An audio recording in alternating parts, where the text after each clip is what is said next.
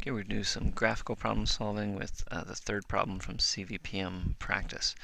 So we have a missile coming in from one side, a second missile coming from the other side after a time delay.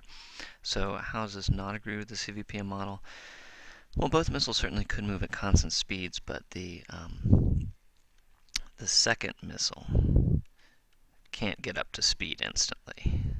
So even no matter how fast it is, there's some period of acceleration there.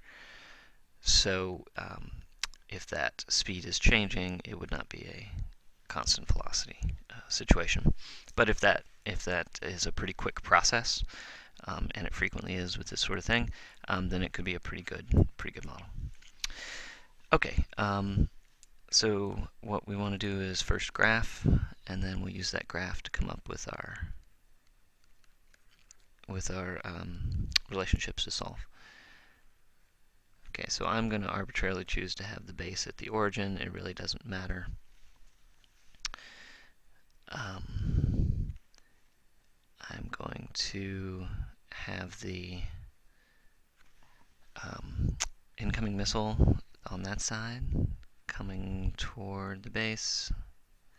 Okay, so this is, I call it VM for V missile, is 450 meters per second. Actually, the V is negative 450 meters per second, but I think I'll work in terms of speeds and distances here. So I'll make that the absolute value of that slope is that. Now the second missile may or may not move as fast as this one. We don't actually know yet. Some other things that I do know. I know that this initial distance is 6 kilometers, and I know that I want it to be intercepted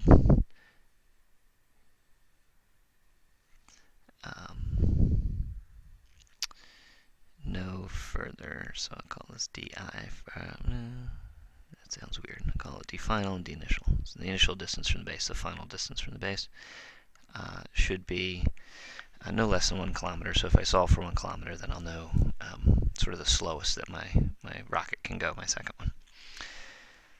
And there is, on this one, a targeting delay, but I know at the end that I want it to catch up, so this will be the final point of my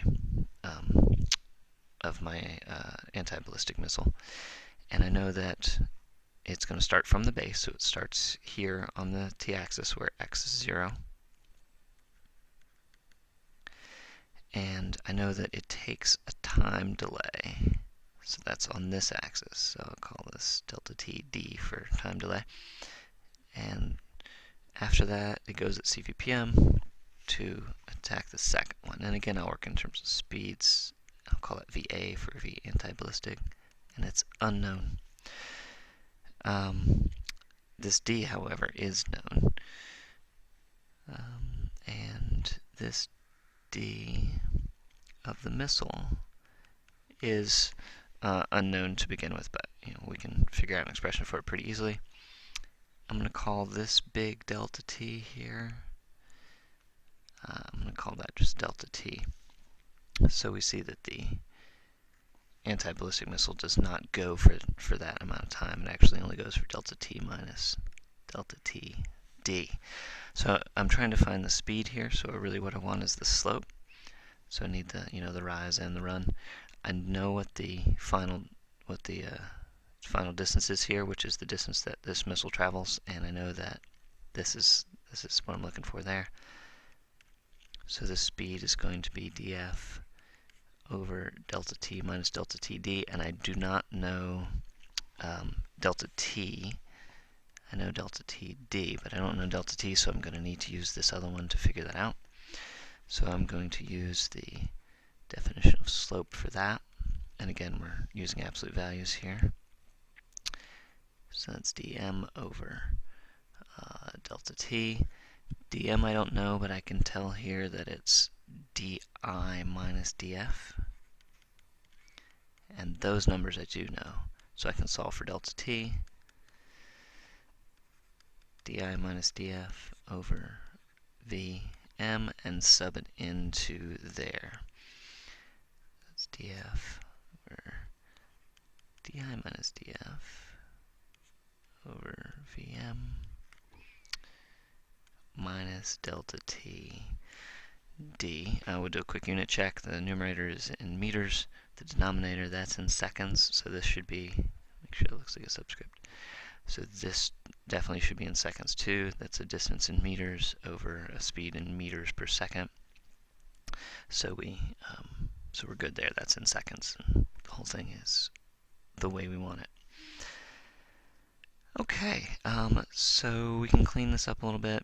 I'm going to multiply the top and the bottom by the speed of the missile, just so that I lose the compound fraction. That's never something you want to leave around.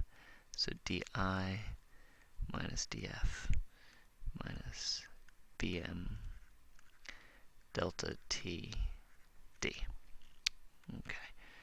And I plug my numbers in. Notice that when I did my checking, I said everything was in, all the distances were in meters. As if when I write my numbers down here, if I put these in kilometers, my units are not going to cancel correctly.